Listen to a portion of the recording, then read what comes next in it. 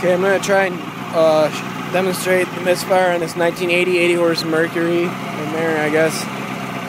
It's in neutral right now. I'm going to rev it up to show you. It doesn't really miss at all in neutral.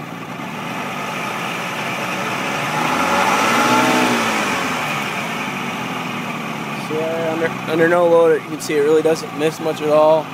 We'll put it in gear. You see it starts to miss. So not too much there at idle. We add power.